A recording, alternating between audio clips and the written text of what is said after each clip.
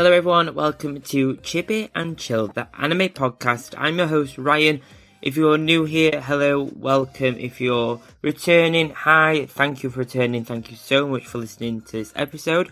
So I'm Ryan, I'm your host. I'm super weeby. I'm slightly sunburnt from this weekend, but that's all good. I'll take the sun more than the rain. And actually today in Ireland, at the time of recording this, I've actually got a jumper on. I've got my Attack on Titan jumper on because it is actually a little bit cold, even though it's July. What is going on? But anyway, in this podcast, it's all about anime and manga. I'm talking about your favourite series, in-depth looks at characters, the history of anime, the history of manga, and all the good stuff in between. If it's anime, if it's manga, I'm going to be talking about it at some point.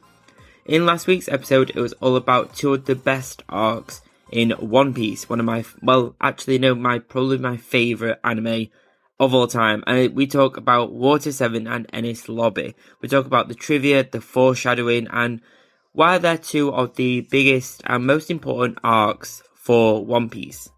That episode is out everywhere where you found this one. You'll find that one, so if you're a fan of One Piece, definitely go check that episode out.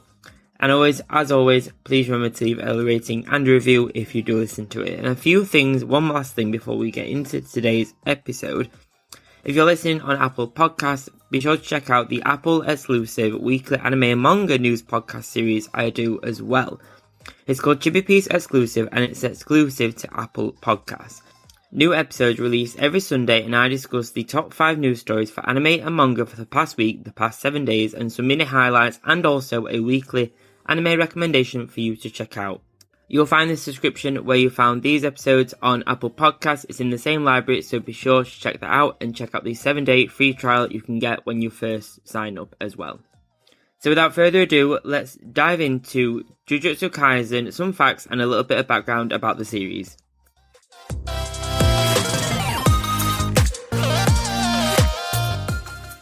So this episode is all about the smash hit series that is Jujutsu Kaisen. And Season 2 releases in July, it releases tomorrow at the day of this recording. And to celebrate, I thought it would be a great idea to do a Facts You Didn't Know type episode about the series. The series isn't that old, but it's so popular, I thought this would be a great episode for everyone to listen to. Learn some of the background trivia about some of the characters, some hidden details that we might not have seen in the anime or the manga, and just generally talk about Jujutsu Kaisen because it launches this week, so why not? So let's talk a little bit about Jujutsu Kaisen before we dive into the facts. So Jujutsu Kaisen was written by Gege Akutami, and it debuted in 2018 with the anime adaptation being made by MAPPA in October 2020. So it's not that old, it only came out a couple of years ago, and Jujutsu Kaisen has become one of the crowning glories for MAPPA in the recent years, alongside their other work with series such as Attack on Titan, that kind of stuff. But Jujutsu Kaisen has become one of their key stories. And Jujutsu Kaisen has become one of the hottest anime since its premiere and one of the most popular manga series of recent times. The manga became the best-selling series of 2022 officially, selling at over 12,282,260 copies. And out of interest, because I know I wondered this as well, Tokyo Revengers came in second and Spy Family was third. So the top 3 were all the more recent series that have come out in recent years. And it's interesting that stories such as One Piece, even though that's one of the most popular manga out there and stories out there, it actually, all 3 of those surpassed it during the recent years. So interesting, but I'm a huge fan of basically all those series. Not a massive fan of Tokyo Revengers, but hey ho, it was still good. But the plot of Jujutsu Kaisen, let's kind of go through the actual plot of the story, just in case you need a little bit of a refresher, or maybe you're new to the series and this is maybe your first dipping a toe into the series. So Jujutsu Kaisen follows the story set in a world where cursed spirits feed on innocent humans when Yuji Itadori, a normal teenager who joins his school's occult club, discovers that its members are actually sorcerers who can manipulate the energy between beings for their own use. Yuji is then possessed by the ancient demon Sukuna after eating the cursed talisman of Sukuna's finger, and other demons and cursed beings are after this talisman, and Yuji fights to control Sukuna while controlling his newfound powers. Jujutsu Kaisen is one of my favourite series of recent years, and I just love the whole kind of vibe of Sukuna and Yuji. Those two, just amazing. And Gojo, we'll learn a lot about Gojo in this episode. There's so many facts because Gojo is like the fan favourite for the series. So I have 15 facts lined up about the story, about Gojo, about all the characters. So let's dive into fact number 1 and let's learn all about the world of Jujutsu Kaisen. So fact number 1 is that according to the author of Jujutsu Kaisen, Gege, Ryuman Sukuna never had a wife or children, so he was a single Pringle right through life. So second fact is that Gojo can cast domain expansion multiple times a day, while others are limited to only once a day. So that fact gives us a little idea or a little bit of a peek into Gojo's level of power and how he can kind of restock, I guess, kind of refill his energy tanks, how often he needs to do domain expansion multiple times. So far, there are only 4 shamans or Jujutsu users who are on a special level. So the 4 of these are Gojo, Geto, Yuka, and Yuki. And Yuta is the second in line when it comes to being the most powerful, second only to Gojo. And we saw so much about Yuta in the Jujutsu Kaisen Zero film, and shout out to that film because that is an absolutely amazing film. So the author, Gege, had planned to kill Yuji after Sukuna ripped out his heart in the manga if Shonen Jump didn't go smoothly, and this happens very early in the story. So this does make me wonder how the story of Jujutsu Kaisen would have gone down if maybe it hadn't actually gone down well and Yuji just died.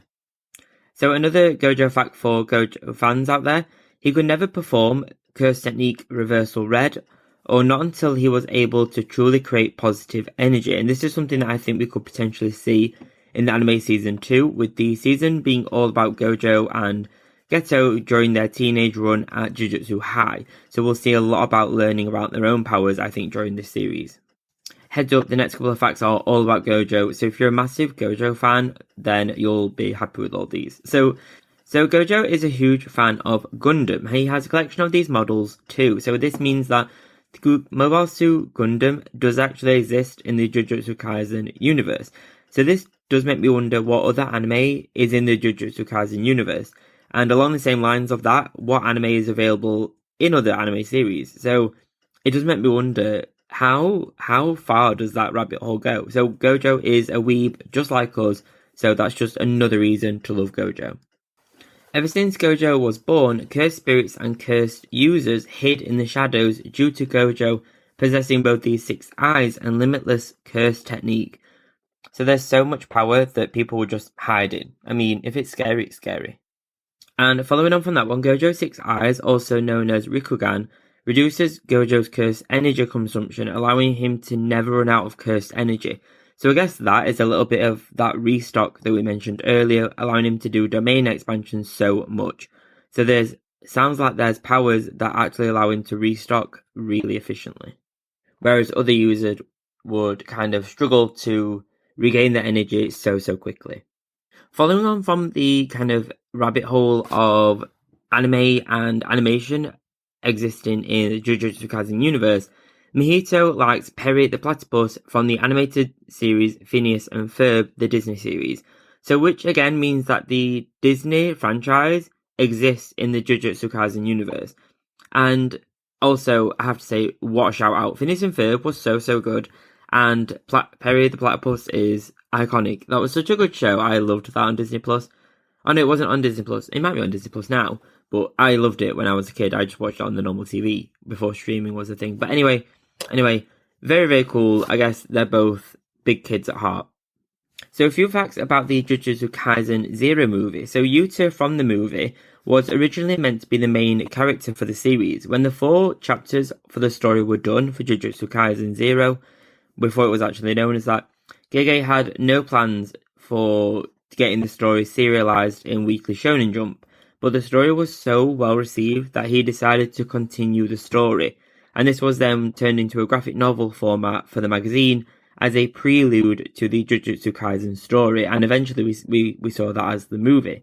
So in the Jujutsu Kaisen manga, Jujutsu Kaisen Zero manga, Inumaki's words can be translated with little notes on the pages. There's like a little footnote on one of the corners of the manga. So salmon is affirmative, fish flakes is a negative, and everything else is gibberish. So that feels like a very fun character to do the voices for, or specifically do the dialogue for. You could just pick a Japanese food and run with it.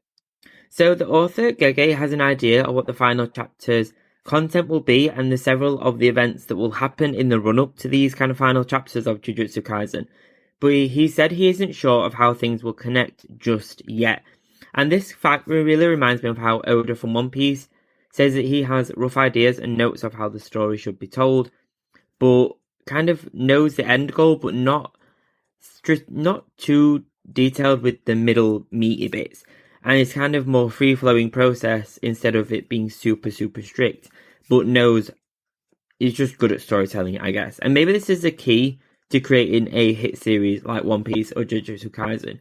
Kind of knowing the end goal, but kind of having that creative freedom to kind of just go through the motions, I guess, and kind of see what you want to kind of happen and where inspiration will take you, or where the characters themselves will take you, I guess. That sounds equally fun but equally stressful when you've got a deadline. So our next fact is that Jujutsu Kaisen doesn't spend a lot of time focusing on Megumi's relationship with I will say it properly, Shikigami. Honestly, you read these in the subtitles, never say them out loud, and it's so hard. But anyway, it turns out he does care for them a great deal. And whenever they're destroyed, he gets super depressed about it. And I get it, they're really cute in a kind of scary way. And in fact, losing his Shikigami impacts him more deeply than losing a person would.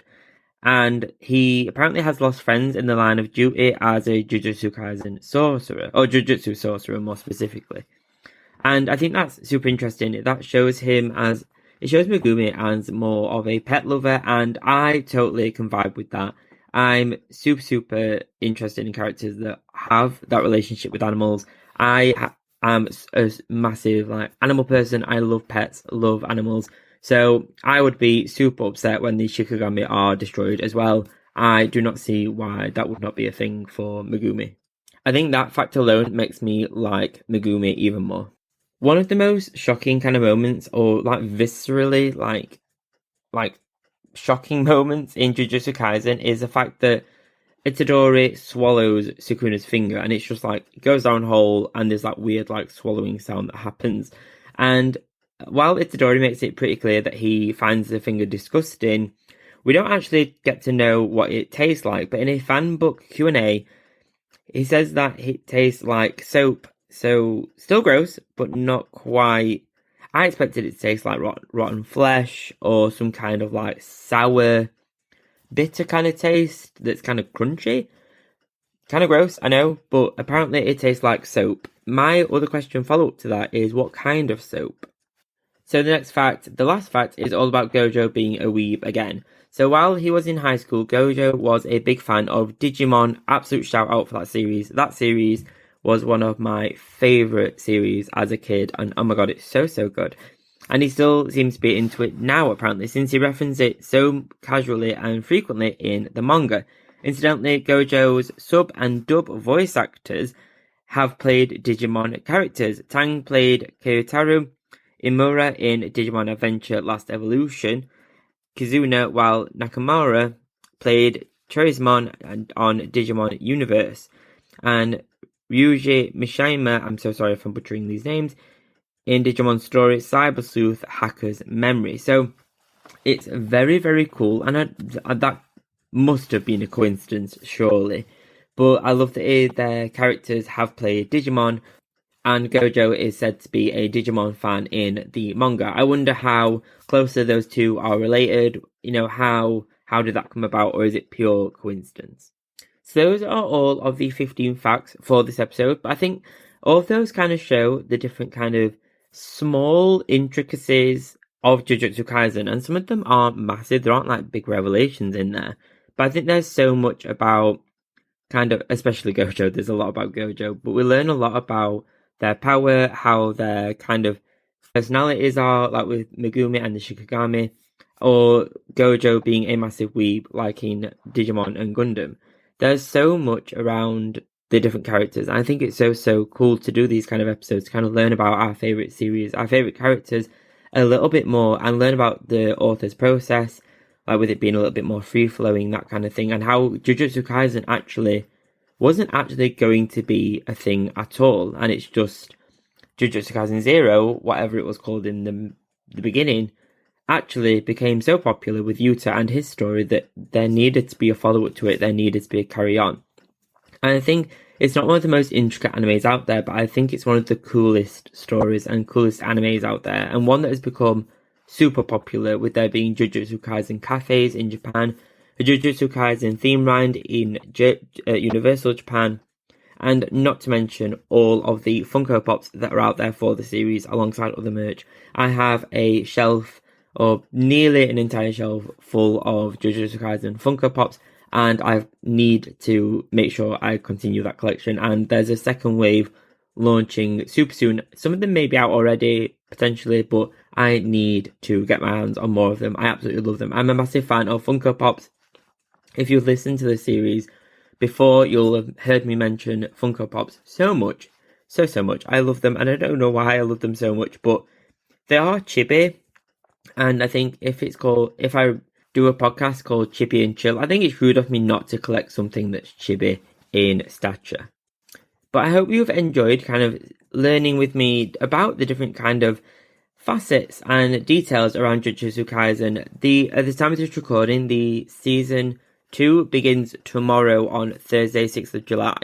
And I cannot tell you how excited I am. I think it's become one of my favourite series, but I'm so excited for the return of it. And I'm more excited than what I actually thought I would be. Cannot wait. I've got a Jujutsu Kaisen t-shirt already washed and ready for me to wear tomorrow. I will be wearing it while I'm watching the show.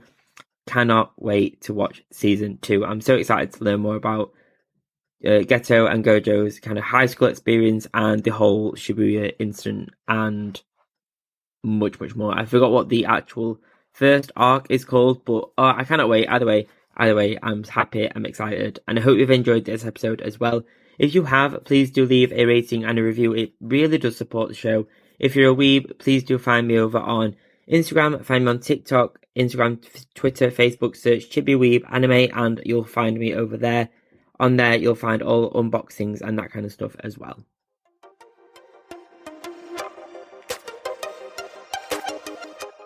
Thank you so much for checking out this episode. If you're new to the podcast, thank you so much for checking this out. I really do appreciate every single listen, every follow, every download. It really does mean a lot. From one week to another, thank you so much. If you're wanting any anime merch, head over to my social media links. Find me on social media, find me on TikTok, Instagram, all that good stuff. And you'll see a link to my eBay shop where I have a bunch of anime-themed prints for you to check out with worldwide shipping. Please do leave a rating and a review on the podcast platform that you're listening on this to. It really does support the show. It only takes a few seconds and it's free. I cannot ask. If I ask one thing of you, I'd ask that. Please do leave a rating and a review. Even if it's not great, please let me know. It's even a bad one. Well, bad press is always... what's the saying? Any press is good press, I guess. Oh, that rhymed. So a rating and a review would be great. It really does support the show, so thank you so much for whatever kind of review you do leave. If you're a mega fan of anime, then why not check out my brand new Patreon monthly subscription club. There are 3 tiers of membership: Chibi Fan, Chibi Super Fan, and Chibi Mega Fan, with each tier being better than the last. Each month, for one cost, you'll receive free prints, free downloads, and much more, including exclusive behind-the-scenes videos, photos, and more of how I create my prints and anime-themed artwork. If you'd like to receive exclusive updates and anime-themed goodies every single month delivered straight to you, then why not check out my Patreon? The link's down below. I'm sure you'll love being a part of the Chibi Weeb fan club. Sometimes finding a birthday card or an occasion card can be a boring task. However, I have some anime-themed cards on my Thortful.co.uk creator profile, which is found in my links on social media. Over on Thortful, you'll find a bunch of anime-themed cards, such as Studio Ghibli Happy Birthday cards and more, with my range being updated regularly. Each card is processed by Thortful.co.uk, with shipping being fast, quick and efficient. You can shop my anime-themed cards over on my Instagram, with my links being over on there. Search Chibi Anime and you'll find me. Thank you so much for listening. Thank you so much for checking out the podcast. It really does mean a lot. Please do leave a rating and a review down below. It really does support the show and it's free to do. I'll see you next time. I'll see you next Friday. Have a great weekend. If you're a subscriber or if you're thinking of subscribing or starting the free trial on Apple Podcasts, I'll see you on Sunday for the next episode of the Chibi Piece exclusive Apple Podcast exclusive episode on Sunday. Thanks guys. Bye bye.